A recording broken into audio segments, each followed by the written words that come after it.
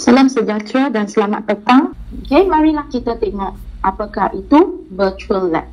Okay. Sebenarnya apabila diberitahu bahawa murid tidak dibenarkan untuk masuk ke sekolah untuk PDPR, untuk PDPC, maka dalam meminda cikgu ini adalah apa yang timbul, cikgu akan mula fikir bagaimana saya boleh melaksanakan eksperimen dan aktiviti yang telah ditetapkan. Dan masa yang singkat diberikan, eksperimen yang perlu diganti banyak, apakah yang boleh saya lakukan? Dan apakah cara yang paling berkesan untuk mendedakan murid kepada kemahiran amali? Pada hari ini, saya sarankan penyelesaiannya sebagai simulasi amali ataupun virtual lab. Sebenarnya apakah itu simulasi? Daripada DSKP yang telah tercatat, yang telah diedarkan, aktiviti ataupun simulasi ini adalah satu aktiviti yang dijalankan merupai yang sebenar. Bukan sebenar tetapi menyerupai dan boleh dijalankan dalam kaedah seperti main peranan, permainan ataupun penggunaan model. Akan tetapi, bagaimana kita boleh kaitkan simulasi dengan amali pula? Kita akan tengok untuk yang selanjutnya. Sebenarnya untuk simulasi amali yang telah saya laksanakan, saya klasifikasikan kepada 3 kaedah, iaitu yang pertama melalui aplikasi simulasi amali ataupun apps, yang kedua melalui video, dan yang ketiga melalui pembelajaran teradun ataupun blended learning. Marilah kita tengok bagaimana saya jalankan dengan menggunakan apps yang ada. Dan semua ini yang saya gunakan itu adalah percuma. Tidak perlu berbayar apa-apa ya. Okey, selalu apabila saya masuk PDPR, saya jarang beritahu murid untuk kata jom kita belajar, tetapi selalu saya akan sebut jom kita main. Sebab pada murid, main itu lebih penting daripada belajar. Ada kadang-kala, bukan semua orang, tetapi naluri manusia itu. Apabila saya kata bermain, itu lebih menarik murid untuk mengikuti PDPR saya. Dan contohnya, apps yang saya boleh gunakan untuk bahagian asid dan base untuk sains tingkatan 2 dan juga tingkatan kimia tingkatan 4. Marilah kita tengok apa yang akan ditunjukkan dalam apps ini. Okay? Apps ini mungkin cikgu kata, ala tempat saya sambungan internet lemah, macam mana saya nak jalankan? Sebenarnya apps ini boleh digunakan secara offline. Cikgu boleh download ya. Okey, marilah saya tunjuk. Okey, bahan-bahan yang diberikan adalah seperti yang tertera. Katakan saya letakkan hand soap. Sekarang saya nak letak dia masuk. Okey. Dan apa yang cikgu nampak di tepi ini adalah satu pH meter. Apabila saya letak bahagian butang hijau ke dalam larutan ini, tuan-tuan dan puan-puan perhatikannya, apakah nilai pH-nya? Adakah anda bersedia? 1, 2, jom. Nampak? pH-nya 10. So daripada sini, kita boleh latih murid untuk mencatat pemerhatian. Adakah ini salah satu kemahiran proses sains? Jawapannya ya. Apa kata kita tambahkan sedikit air? Tuan-tuan dan puan-puan tengok bahagian perubahan pada pH meter ya. Okey, jom saya tambah air.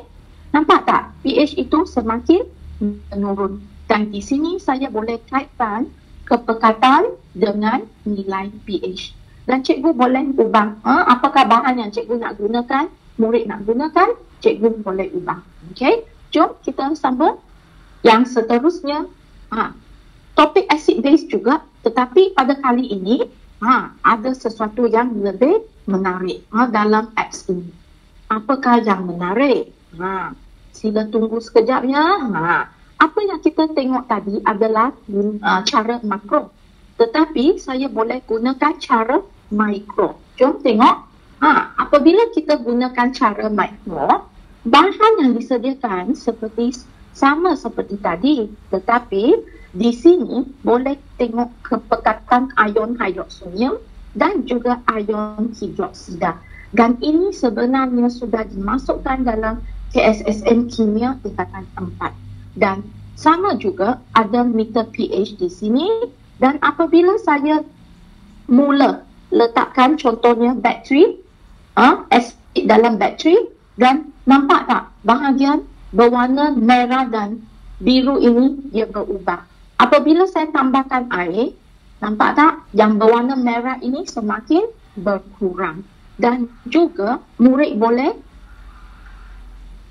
take bahagian-bahagian ini untuk mereka buat untuk meneliti apa yang berlaku. Okey, ini adalah satu aplikasi interaktif yang boleh digunakan. Okey, seterusnya ini juga asid dan base, tetapi ini daripada apps yang satu lagi di mana kita boleh jalankan eksperimen.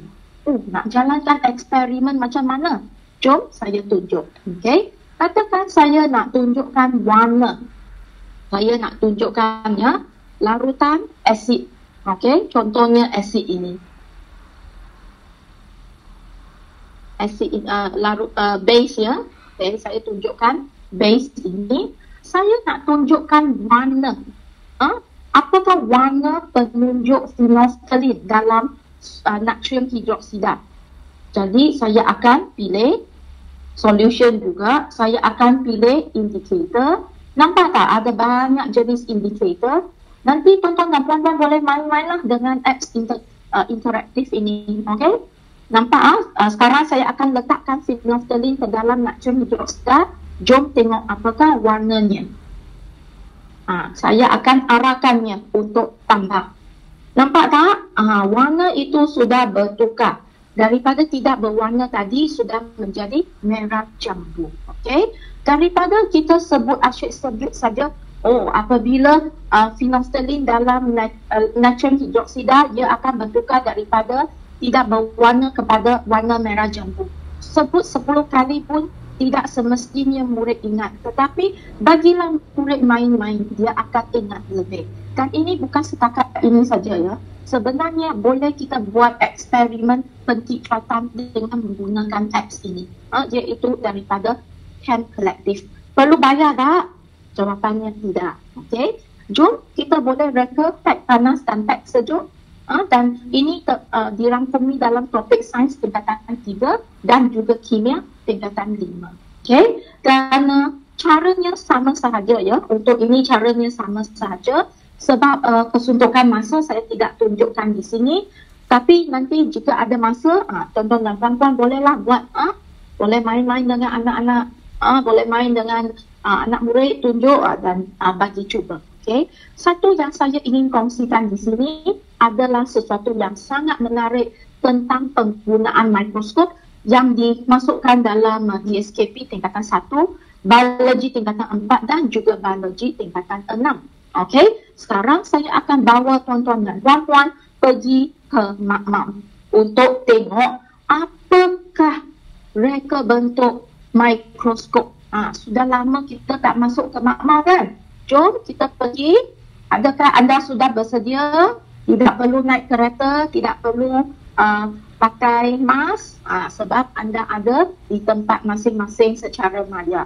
Ini adalah makmal biologi yang saya ingin bawa tuan-tuan dan puan-puan untuk mengunjungi, dan di sini kita akan mula untuk belajar. Okey, nampak tak ada mikroskop di sini? Ni apakah nama bahagian ini? Ada namanya. Apakah ini pula? Apakah ini pula? Okey, semuanya akan diberi nama. Mungkin cikgu, tuan-tuan dan puan-puan sekalian akan sebut, kelas saya bukan DLP, maka saya tak boleh guna. Padahal boleh guna. Cara macam mana nak guna? Cikgu usaha sedikitlah untuk buat translation ya, perkataan-perkataan ini. Ini tetap boleh digunakan. Cuma mungkin cikgu-cikgu kena usaha untuk buat penterjemahan sedikit. Okay? Dan selepas murid explore dengan menggunakan mikroskop ini, mari kita tengok apa yang kita boleh lakukan selepas ini. Sebenarnya apa yang saya bentangkan sekarang tentang penggunaan mikroskop, ini adalah satu idea yang dipinjam daripada seorang guru cemerlang biologi tingkatan 6 orang Wei Xiang, yang telah merancang satu modul dengan menggunakan aplikasi ini, di mana eksperimen ini boleh dijalankan secara simulasi ataupun apabila masuk ke makmal sebenarnya boleh dilakukan juga. Katakan murid sudah explore bahagian-bahagian tadi, maka ini merupakan satu assessment, satu PBD kepada murid untuk mengisi. Ini adalah satu contoh. Dan untuk tahap yang lebih tinggi, murid boleh juga belajar untuk membuat biological drawing. Okay? Saya perlu belajar daripada cikgu ini sebab saya bukan option biology. Okay? Maka di sini jelaslah bahawa kita perlu sentiasa belajar dan bekerja dalam satu kumpulan itu amat penting dalam menangani masalah yang kita hadapi pada masa sekarang. Sekarang saya akan bentang tentang cara kedua, iaitu dengan menggunakan video. Okay? Dan saya berikan contoh spesifik di mana untuk transpirasi sains tingkatan 3 yang tertera pada skrin adalah tema, standard kandungan dan standard pembelajaran untuk topik pada hari itu, untuk PDPR pada hari itu, di mana murid perlu menjalankan eksperimen untuk mengkaji faktor yang mempengaruhi kadar tindak balas. Jom tengok apa yang kita boleh lakukan. Sebenarnya ini adalah langkah-langkah ringkas untuk melaksanakan PDPR ini. Okay? Di mana pengetahuan sedia ada murid saya adalah semua murid telah mengetahui apakah maksud transpirasi. Dan sebab ini, saya ingin menarik perhatian semua murid untuk mengambil bahagian dalam PDPR saya. Saya bermula dengan mendapatkan idea murid tentang transpirasi melalui sumbang saran dan seterusnya menjalankan eksperimen untuk mengkaji faktor yang mempengaruhi kadar tindak balas. Dengan menggunakan kaedah apa? Jom kita tengok. Kita menggunakan video seperti ini. Mungkin selalu murid tengok muka saya sudah jemu. Saya akan bawa saintis lain untuk masuk ke bilik belajar pada hari tersebut. Okey?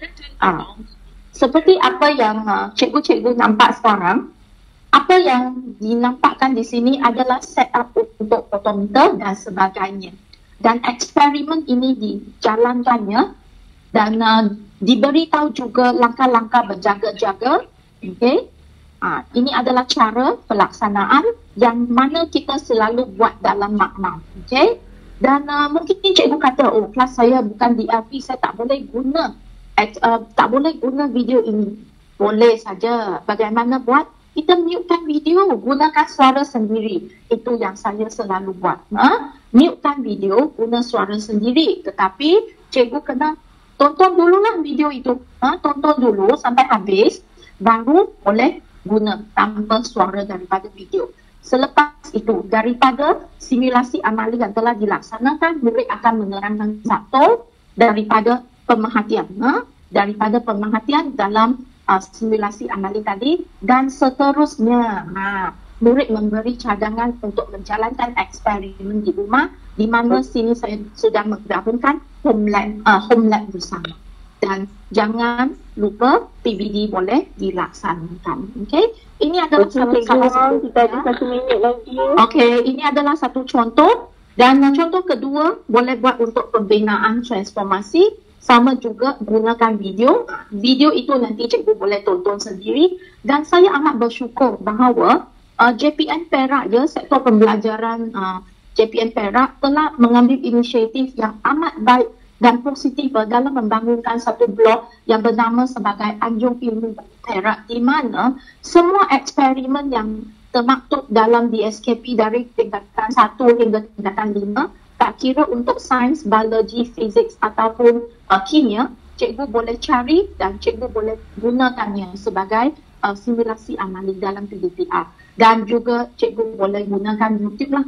Tetapi apa yang penting adalah cikgu kena tahu bahawa apa yang kita tunjukkan itu mesti selari dengan DSKP kita. Okay? Dan seterusnya pembelajaran teradu. Jom kita tengok bagaimana saya laksanakan.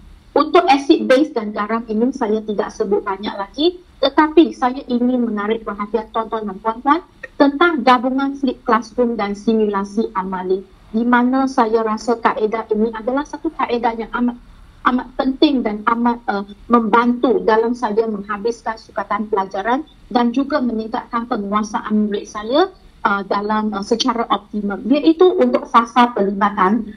Jika tuan-tuan dan puan-puan perhatikan, saya menggunakan kaedah 5P dan juga saya telah masukkan bahagian elemen inquiry based learning di sini. Okey. Murid mendapatkan bahan daripada rumah dan klasifikasikan kepada asid dan alkali. Dan seterusnya menghasilkan penunjuk semula jadi untuk menentukan sama ada bahan itu asid ataupun alkali.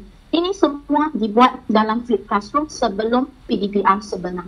Pada PDPR, murid-murid menerangkan keputusan masing-masing dan untuk sesi pengembangan saya gunakan simulasi yang saya tunjuk tadi.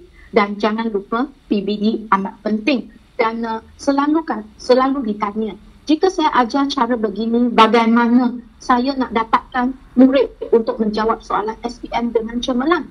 Jawapannya boleh, sebab PBD ini boleh dilaksanakan dengan menggunakan soalan-soalan objektif, struktur dan pacing. Dan saya telah membuktikan bahawa murid saya boleh, walaupun murid saya bukan murid yang pandai-pandai belaka.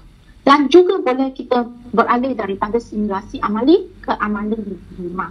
Dan di sini saya ingin kongsikan satu kaedah yang telah saya jalankan dengan anak murid saya tingkatan 3. Saya beritahu apa bahan yang diperlukan, saya sediakan manual dan saya guide murid satu ke satu sebab murid kelas saya ini memerlukan bimbingan yang lebih. Dan seterusnya saya beritahu apa yang perlu dilakukan dan apakah yang perlu ada persembahan dalam persembahan mereka, dan semua ini dilakukan selepas saya menunjukkan simulasi amali.